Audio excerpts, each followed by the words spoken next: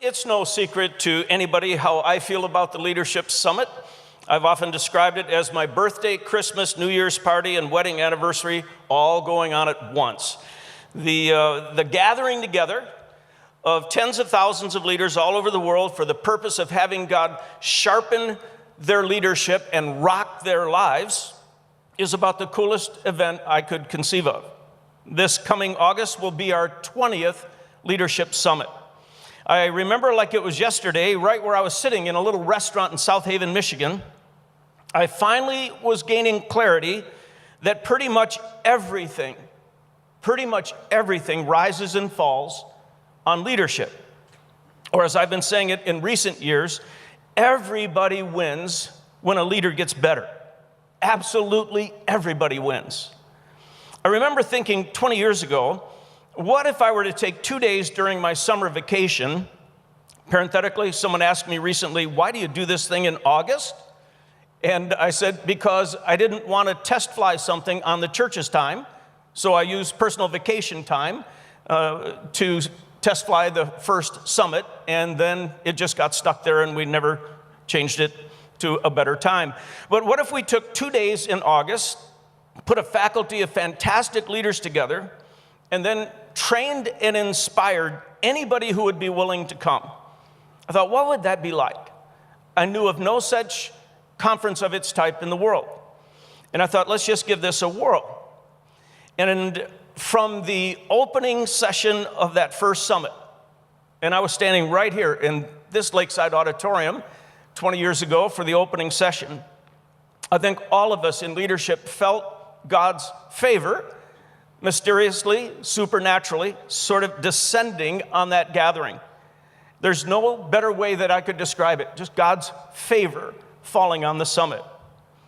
20 years later, now in over 100 countries, approaching 200,000 attenders, who could have ever imagined this?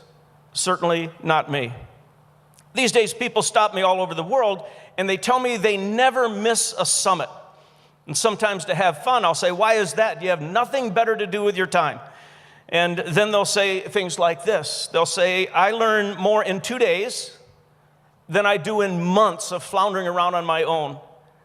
They say it's like drinking a leadership concentrate drink, and it fills them to overflowing. Other people will say they love the variety of the faculty. Stanford and Harvard profs, business and corporate legends, presidents of NGOs, former presidents of countries, pastors, government leaders. They'll say the summit taught me that if I'm hungry enough as a leader, I can learn from almost anybody. That's a valuable lesson for every leader to learn. Often people tell me that what they love most about the summit is not that it's just intellectually rigorous, but it's high challenge. It's high intensity. A guy in London told me recently, I come to the summit every year to get my bell rung. And he says it happens every single year.